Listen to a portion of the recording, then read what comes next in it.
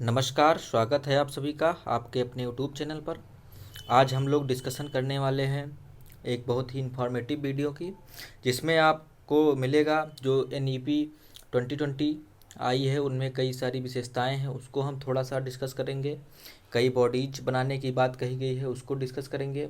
उसके बाद में हम डिस्कशन करेंगे स्वयं की, मूक्स की। दीक्षा प्लेटफॉर्म लॉन्च किया गया था जो MHRD द्वारा, मिड डे मील स्कीम की और सर्व शिक्षा अभियान की। ज्ञानवाड़ी एक प्रोग्राम चलाया गया था इग्नू के द्वारा, उसको डिस्कशन करेंगे। ज्ञान दर्शन प्रोग्राम चलाया गया है, ज्ञान प्रोग्राम चलाया गया। तो इन सारे प्रोग्राम्स को डिस्कशन करने वाले हैं और इनसे क्वेश्चन आपको पेपर में फ्रेम हुआ मिलेगा। ये आप एग्ज़ाम जब देकर आएंगे तो आप देखेंगे कि इनसे फ्रेम हुआ क्वेश्चन आपको मिल रहा है। तो बात करें, वीडियो को आपको अंत तक देखना है। थोड़ा सा आपको हो सकता है कि प्रॉब्लम आए, लेकिन क्या होता है कि कुछ पाने के लिए कुछ खोना पड़ता है। आपको वीडियो अगर अच्छी लगे तो लाइक करिएगा, शेयर करिएगा और सब्सक्राइब करिए चैनल को। हम बात करते हैं, अगर डिस्कशन स्टार्ट करने से पहले आपको जान लीजिए कि कस्तूरी रंगन समिति बनाई गई थी, उस जिसने क्या किया, नई शिक्षा नीति जो आई है 2020 में, उसके लिए कस्तूरी रंगन समिति का गठन हुआ था और 2020 में हमें न्यू एजुकेशन पॉलिसी मिला, जिसमें कई सारे बॉडीज बनाने की बात कही गई है। जिसमें टीचर एजुकेशन की बात की गई, बच्चों के लिए स्ट्रक्चर बदल दिया गया है, टेक्निकल एजुकेशन की बात कही गई, लिंकिंग लैंग्वेज की बात कही गई और उसके बाद में असेसमेंट की बात कही गई है। तो हम बात करने वाले हैं असेसमेंट की थ्रू, जिसमें बताया गया है कि हम एक बॉडी बनाएंगे जो सेटिंग अप आप परख एक बॉडी होगा जिसका सेटिंग किया जाएगा, स्थापित की जाएगी।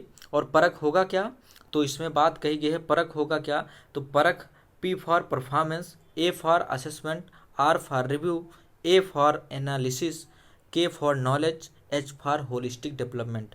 अर्थात setting of national centre for performance assessment, review and analysis for knowledge for holistic development, इसको स्थापित किया जाएगा। ये कहाँ कहा गया है, NEP 2020 में ये बात कही गई कि हम एक परख बॉडी को स्थापित करेंगे जो बच्चे के और स्टेट्स के जो है असेसमेंट करेगा। और असेसमेंट किस प्रकार का होगा, शिफ्ट टूवर्ड्स कंपोटेंसी बेस्ड असेसमेंट, जो आप कंपटीशन बेस्ड असेसमेंट नहीं होगा। मतलब बच्चा किसी दूसरे से compete नहीं करेगा, उसको खुद से compete करना है। मतलब बच्चा अगर 2000 बात करें 2015 में कितना जानता था, वह 2016 में कौन सी नई तकनीकी को जाना, कौन से स्किल्स उसने अपने डेवलप किए, क्या उसका प्रोग्रेस क्या हुआ, इसकी बात कही गई है कि हम बच्चे का दूसरे के साथ कंपैरिजन ना करके बच्चे का खुद का कंपैरिजन करेंगे और उसको हम असेसमेंट करेंगे कि एक ईयर के बाद में बच्चे में कितने स्किल्स डेवलप हुए, कितना बच्चा सीखा। तो इस प्रकार का असेसमेंट करेगा कौन, परख करेगा। और बात करें तो इसमें क्या बताया गया है, promoting critical and creative thinking linked to 21st century in classrooms. तो ऐसी बात कही गई है, क्रिटिकल थिंकिंग और क्रिएटिव थिंकिंग को बढ़ावा दिया जाएगा जिसमें।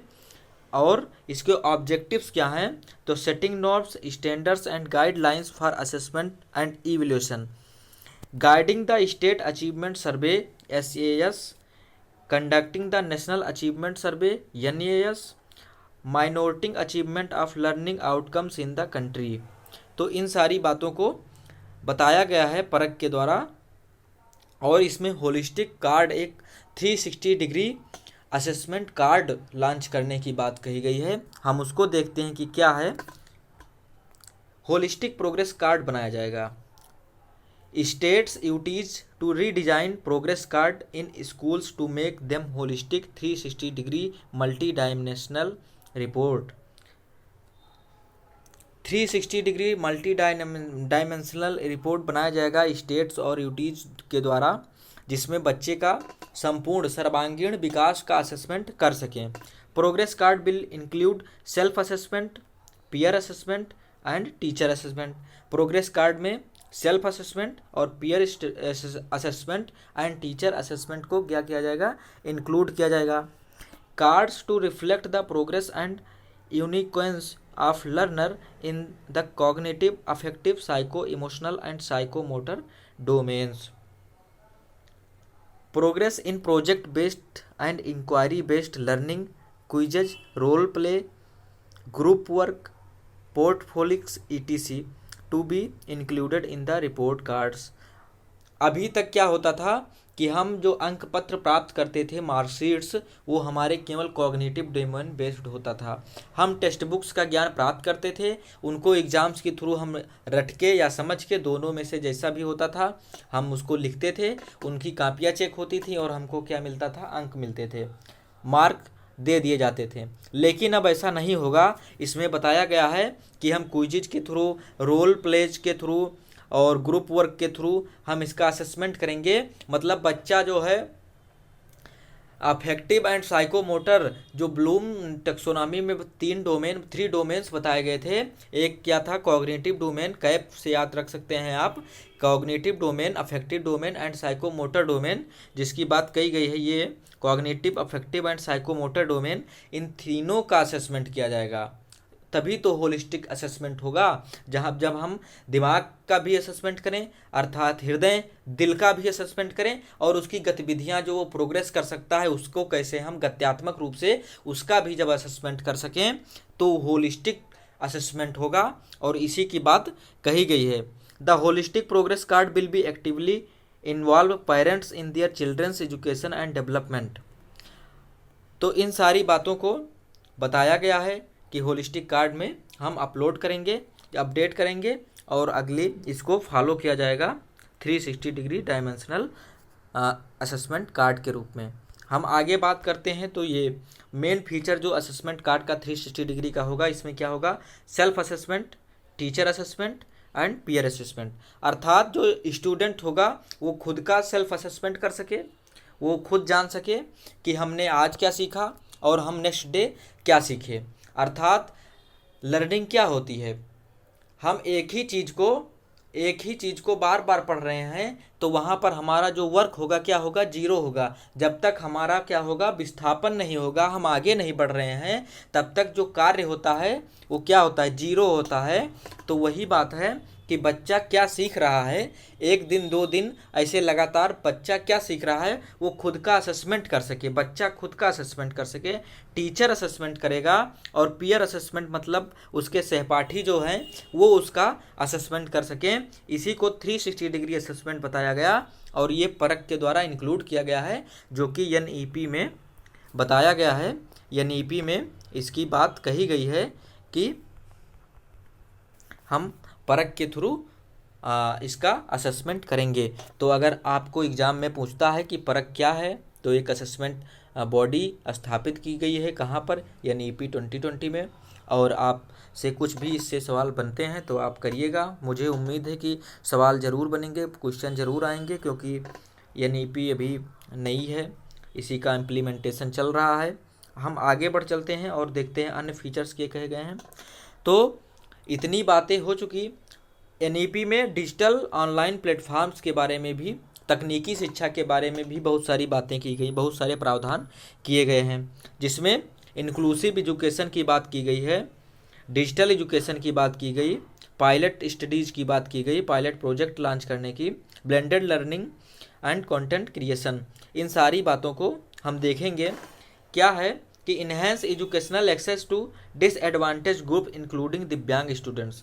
जो दिव्यांग स्टूडेंट्स हैं उनको हम इंक्लूसिव तरीके से एक साथ क्लासरूम में प्रोवाइड करके हम पढ़ाएंगे, हम बताएंगे उनको। और दूसरी बात है emphasis on effective models of blended learning, इसकी बात कही गई है। कंटेंट क्रिएशन जो होगा, डिजिटल रिपोजिटरी सिस्टम लागू किया जाएगा और technology integration in teaching learning assessment. जो असेसमेंट होगा उसमें टेक्नोलॉजी का प्रयोग किया जाएगा। हम टेक्नोलॉजी के थ्रू लर्निंग भी बढ़ाएंगे, क्योंकि कोविड-19 के दौरान देखा गया कई सारे मुहिम चलाए गए एजुकेशन डिपार्टमेंट द्वारा, MHRD द्वारा, जिसको NEP ने ministry of human resource development को एजुकेशन डिपार्टमेंट में स्थापित कर दिया है, बदल दिया। तो ये क्वेश्चन आपका ये भी बनता है, आप ध्यान रखेंगे। और digital platforms and ongoing ICT based educational initiatives to be optimized and expanded.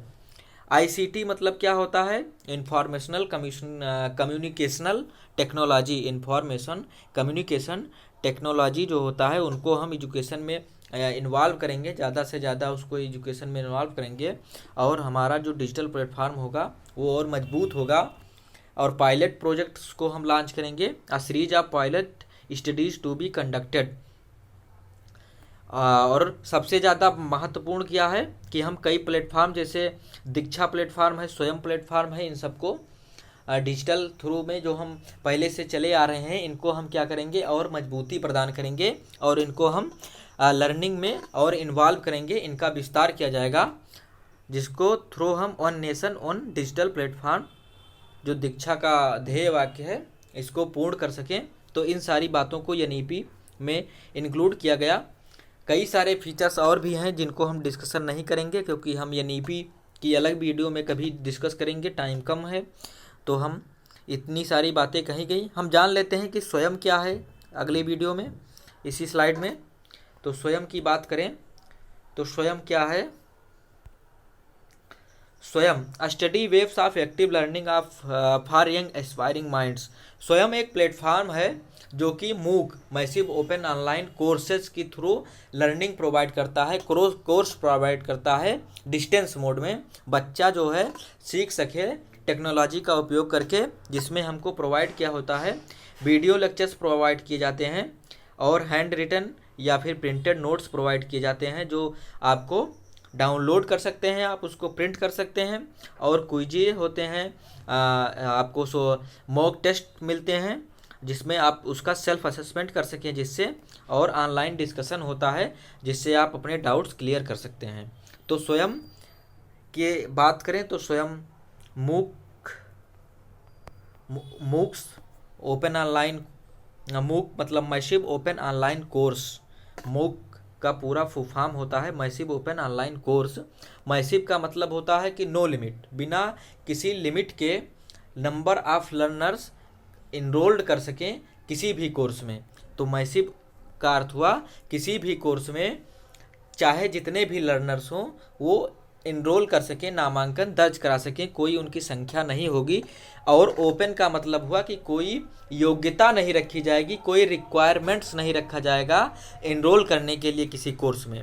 तो मूक मैसिव ओपन ऑनलाइन कोर्स, जिसको 2008 में इंट्रोड्यूस किया गया था। मूक को इंट्रोड्यूस कब किया गया था? 2008 में। और हम अगला पीडीएफ न्यू पेज ले लेते हैं और बात करते हैं स्वयं की। तो स्वयं को लॉन्च कब किया गया था? लॉन्च्ड 9 जुलाई 2017 2017 में इसको लॉन्च किया गया था एमएचआरडी द्वारा स्वयं को। और स्वयं जो है एक प्लेटफार्म बन चुका है और यह ई लर्निंग के क्षेत्र में विश्व का सबसे बड़ा प्लेटफार्म बन चुका है थ्रू मूक्स के रूप में ई लर्निंग के लिए ये सबसे बड़ा प्लेटफार्म बन चुका है। कौन? स्वयं।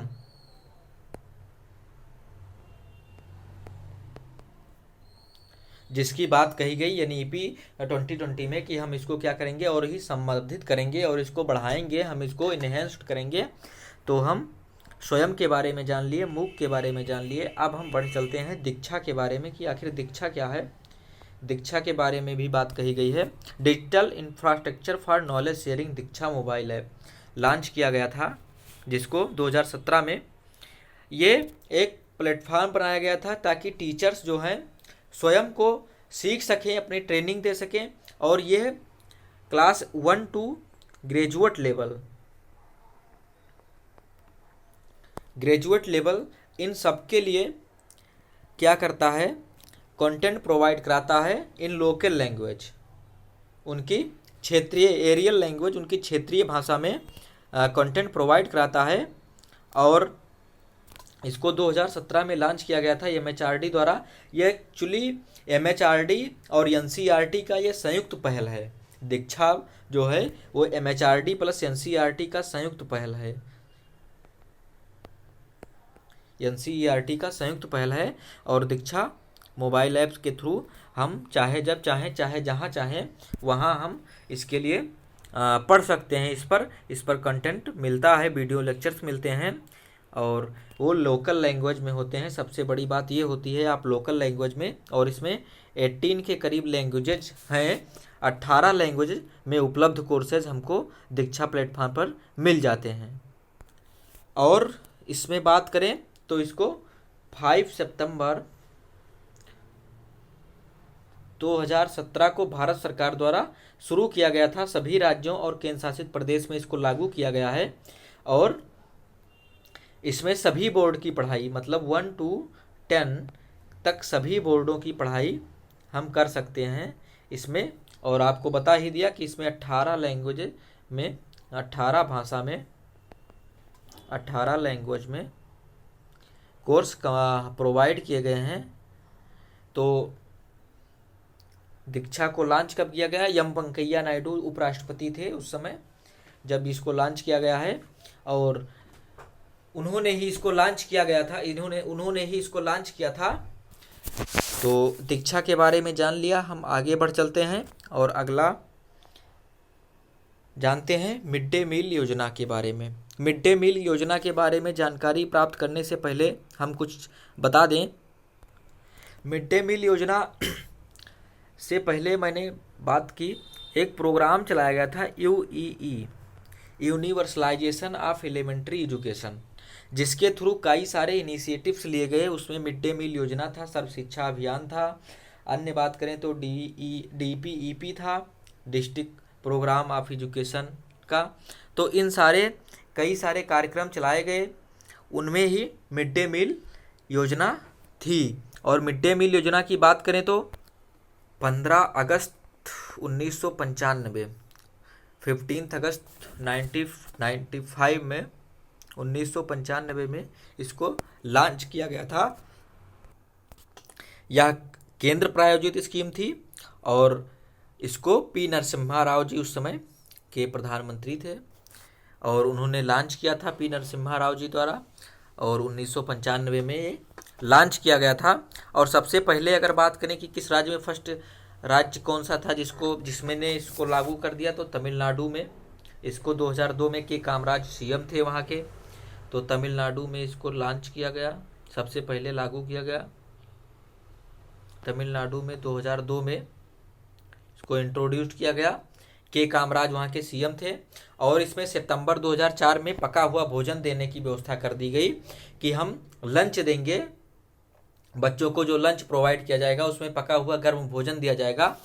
और बात करें तो ये सबसे बड़ी विश्व की सबसे बड़ी विद्यालयी योजना बन चुकी है मिड डे मील योजना, जिसमें 1 से लेकर 8 तक अर्थात एलिमेंट्री एजुकेशन जितने भी हैं 1 to 8 तक बच्चों को दोपहर का भोजन मुफ्त मुहैया कराया जाता है। और इसका उद्देश्य क्या था? अगर ऑब्जेक्टिव्स की बात करें तो ऑब्जेक्टिव्स इसके थे नामांकन में वृद्धि, एनरोलमेंट में वृद्धि हो जाए, सबसे ज़्यादा इसका नामांकन में वृद्धि करना, स्कूल आने के लिए प्रोत्साहित करना। ड्रॉप्स आउट्स जो एडमिशन हो रहे थे, बच्चे आ नहीं रहे थे, बच्चे छोड़ दे रहे थे स्कूल्स, बिकॉज बहुत सारे बच्चे उस समय ऐसे थे जिनके पिता या माता कोई भी पढ़ा नहीं था, वो एजुकेशन की वैल्यू समझते ही नहीं थे, अर्थात वो फर्स्ट जनरेशन लर्नर थे। तो वो क्या होता था कि गरीबी के कारण या फिर अन्य किसी कारण से स्कूल्स ड्रॉप आउट कर देते थे। तो स्कूल ड्रॉप आउट को रोकने के लिए इसको इन्हेंस्ड किया गया, नामांकन में वृद्धि के लिए, एनरोलमेंट में, और बच्चों में न्यूट्रिशन की कमी को रोकना, बच्चों में पोषण संबंधी कमी को रोकना जो था न्यूट्रिशन के लिए, न्यूट्रिशन का व्यवस्था किया गया। और इसमें बताया गया था कि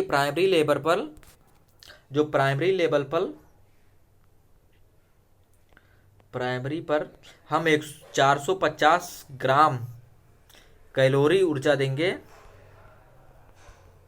कैलोरी प्राइमरी पर, और अपर प्राइमरी पर मतलब 6 to 8 जो होते हैं उनको हम कितना देंगे 700 ग्राम कैलोरी। और प्रोटीन की बात करें तो यहाँ पर कितने प्रोटीन दिया गया था 12 ग्राम, 12 ग्राम और यहाँ पर 20 ग्राम। तो ये अगर बात की जाए तो यहाँ पर 12 ग्राम प्रोटीन और यहाँ पर 20 ग्राम प्रोटीन की बात की गई थी। और 450 किलोग्राम कैलोरी और 700 ग्राम यहाँ पर कैलोरी की बात की गई ऊर्जा देने की।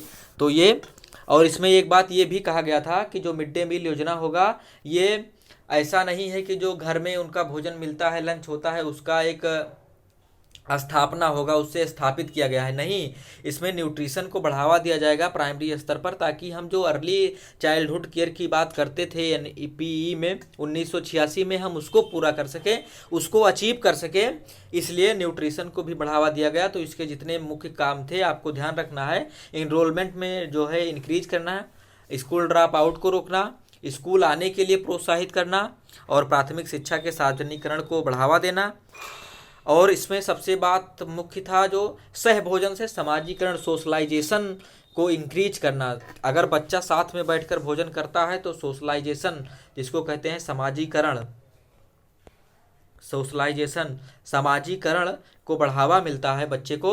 और इसमें बालक एवं बालिकाओं अर्थात गर्ल चाइल्ड के बीच में जो गैप है उसको ब्रिज करना। हम जो गैप है, गैप बन चुका है, सोच में बन चुका है समाज के अंदर, उसको कम करना। जब बच्चा और बालिका, बालक और बालिका साथ में बैठकर भोजन करेंगे, एक पंक्ति में बैठकर भोजन करेंगे, तो इसमें क्या होगा, उनमें गैप कम होगा, ब्रिज किया जाएगा।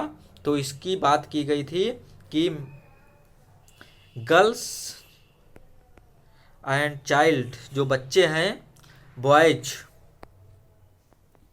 इनके बीच में जो गैप बन गया है, जेंडर गैप, उनको कम करना, उनको ब्रिज करना, ये इसके मुख्य फीचर्स थे, ऑब्जेक्टिव्स थे मिड डे मील योजना के। तो हमने मिड डे मील योजना को कवर कर लिया है। इसको लॉन्च कब किया गया था, 15 अगस्त 1995 को लॉन्च किया गया था। अगर बात करें तमिलनाडु सबसे पहले 2002 में इसको लागू किया। 2004 में यहाँ पे क्या हुआ कि हम उसको भोजन के रूप में देने लगे, लंचेज। और उसके बाद में हम ऑब्जेक्टिव्स के बात किए इसके।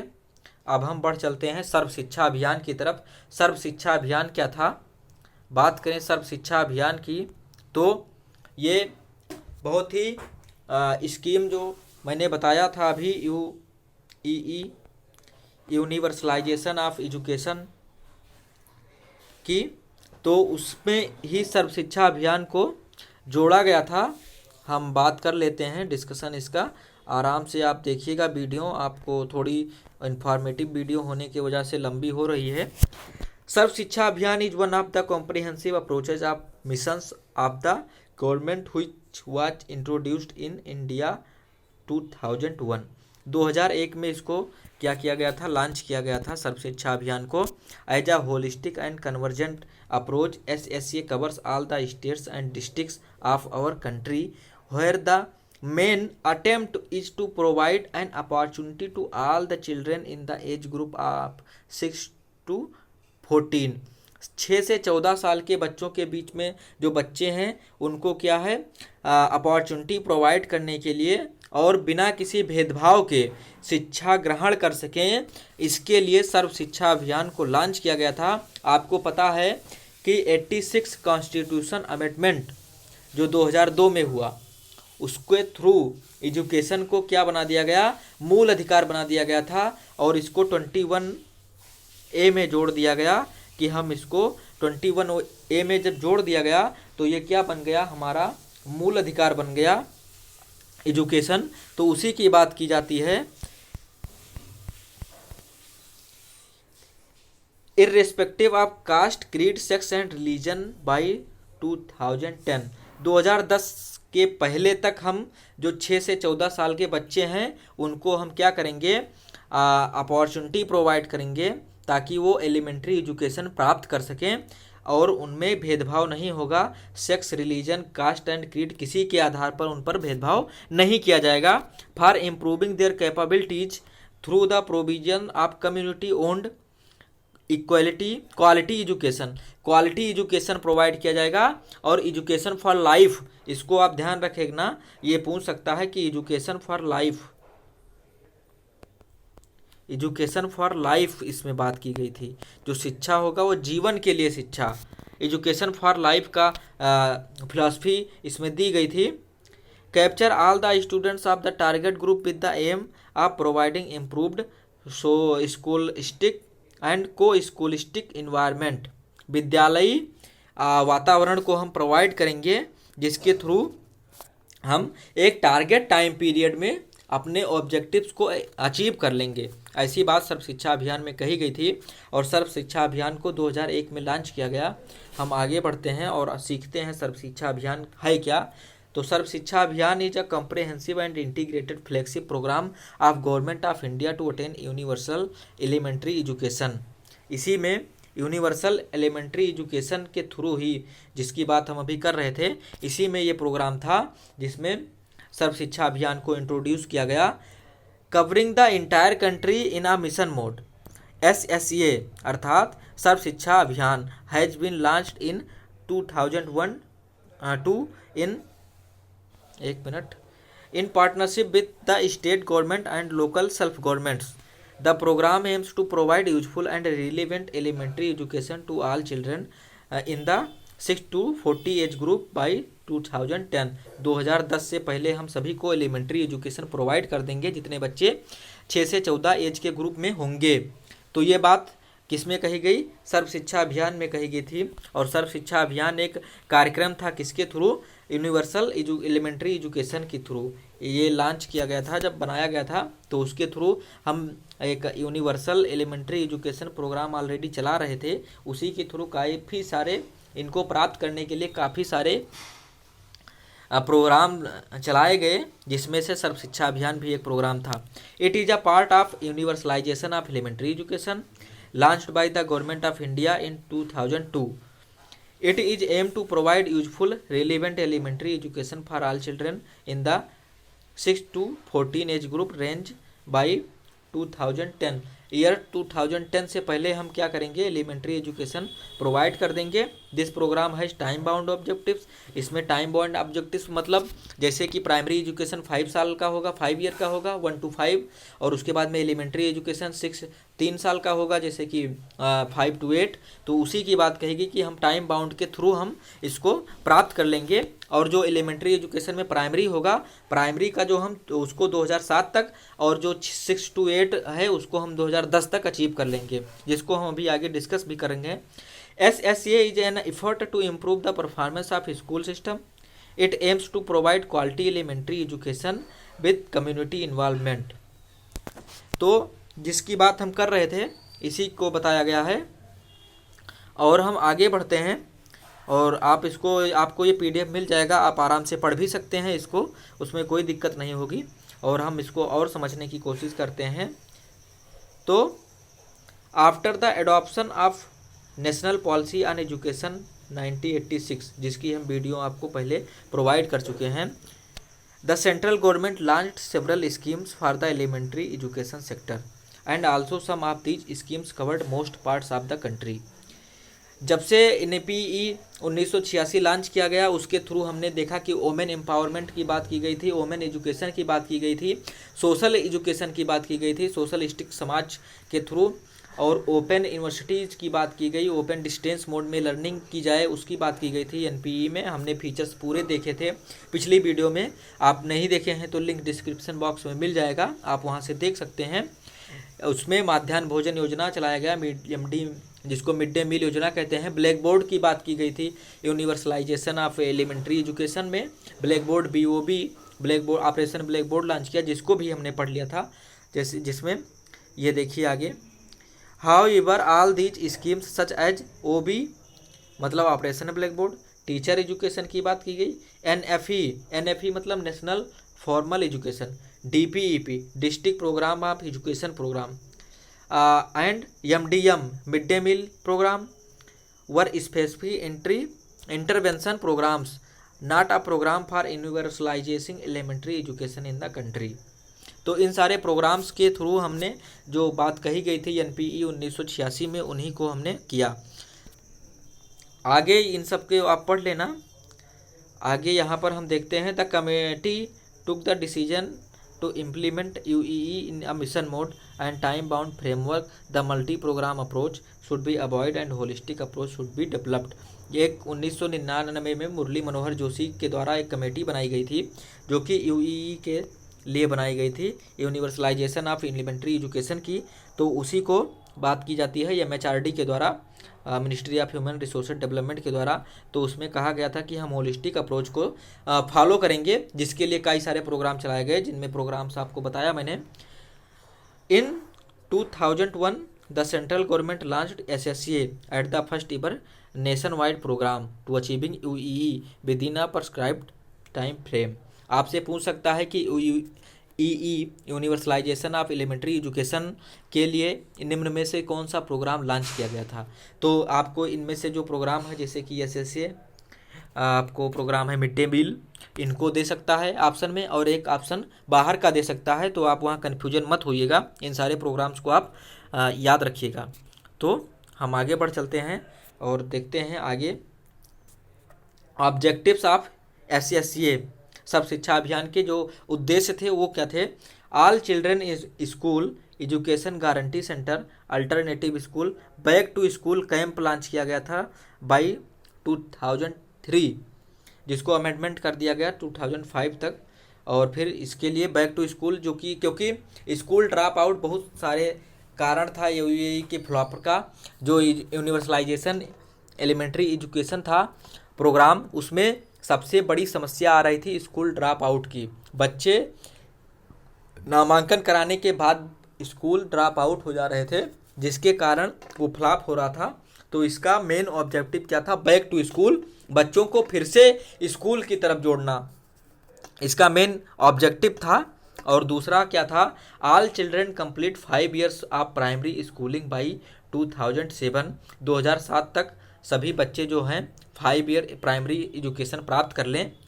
All children complete 8 years of elementary schooling by 2010, जो 6 से 14 साल के बीच के बच्चे होंगे वो 2010 तक जो है एलिमेंट्री एजुकेशन को प्राप्त कर लें। Focus on elementary education of satisfactory quality with emphasis education for life, इसको आपको ध्यान में रखना है। एजुकेशन फॉर लाइफ के फिलॉसफी पर इसको काम किया गया था। Bridge all gender and social category gaps, जो समाज का भेदभाव है और जेंडर गैप है उसको ब्रिज करना, उसके गैप को भरना, इसका क्या था, primary and upper primary stage by 2007 and जो 2007 तक हम उसको क्या कर देंगे, फिल कर देंगे। फिल करना मतलब भर देना था, ब्रिज को कम करना था। और यूनिवर्सल रिटेंशन बाई 2010, और इसको हमको प्राप्त करना था। ये बुक में दिया हुआ है, आपको बता दें वो बुक किसकी है। ये बुक है JC अग्रवाल की development of educational system in India, वहाँ दिया हुआ है। तो आप वहाँ से पढ़ सकते हैं जिनके पास नहीं है। अगर जिनको मतलब बहुत ज़्यादा नॉलेज, डीप नॉलेज है, चाहते हैं, तो वो वहाँ बुक से पढ़ सकते हैं। मैंने इसलिए बुक का नाम बता दिया।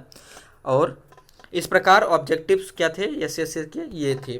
हम बात करें to achieve the objectives of UEE आपको यूईई को पता ही हो गया, आपको पता हो चुका है, कई बार मैंने नाम ले लिया।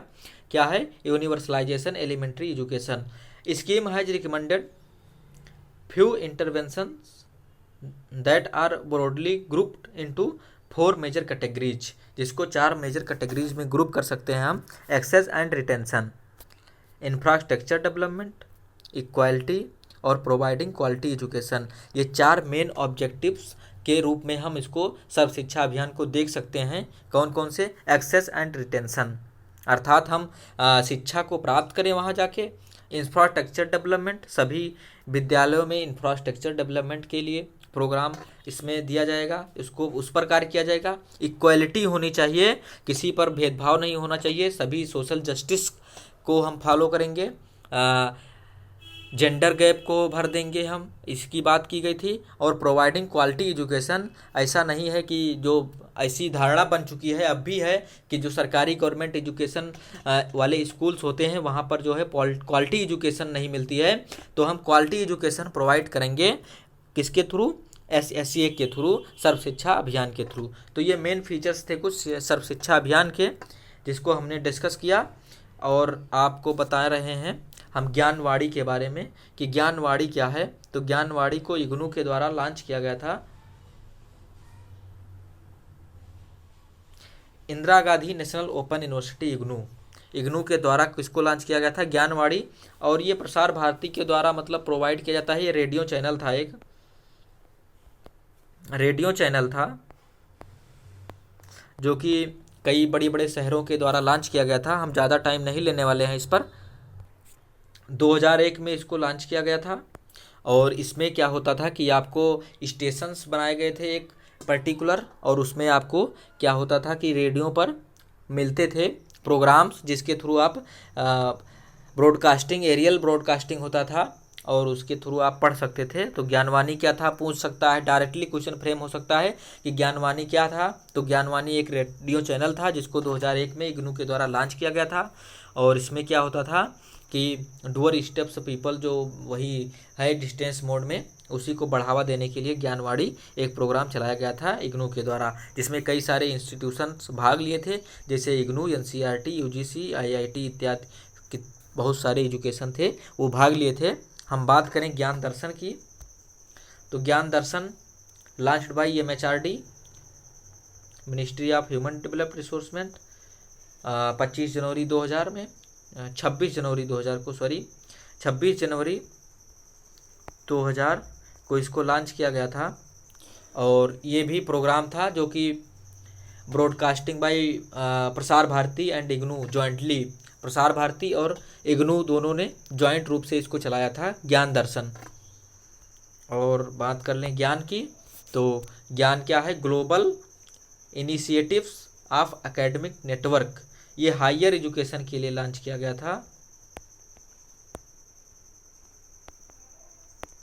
हायर एजुकेशन के लिए लॉन्च किया गया था 2015 में एमएचआरडी द्वारा। उस समय एमएचआरडी ही था तो एमएचआरडी ही याद रखना है। और इसको क्या था? हायर एजुकेशन के लिए लॉन्च किया गया था, global initiatives of academic network, ज्ञान। और ये इसमें टेक्नोलॉजी की सहायता ली जाती थी, मतलब टेक्नोलॉजी एजुकेशन दिया जाता था, दिया जाने की व्यवस्था की गई थी। Quality improving of higher education and elevating India's scientific and technology. तो इन सारे बातों को हमने डिस्कस किया आज के वीडियो में। ज्ञानवाणी इनको थोड़ा सा डिस्कस कर लिया। और मेन आपको इनको ध्यान रखना है, सर्व शिक्षा अभियान हो गया, मिड डे मील हो गया और परख, इनसे क्वेश्चन फ्रेम होते हुए नज़र आएंगे आपको। अगर वीडियो अच्छी लगी हो तो लाइक करिएगा, शेयर करिएगा और सब्सक्राइब करिएगा। और हम मिलते हैं नए वीडियो में। हो सकता है आपको हम एग्ज़ाम से पहले 1-2 टीचिंग एप्टीट्यूड की भी क्लासेस ले लें, तो आप वीडियो को अंत तक देखिए और इससे क्वेश्चन फ्रेम जरूर होंगे, ऐसी आशा है। और मिलते हैं नई वीडियो में, तब तक के लिए नमस्कार, जय हिंद। अपना स्वास्थ्य बनाए रखिएगा और स्टडी करते रहिए। जय हिंद।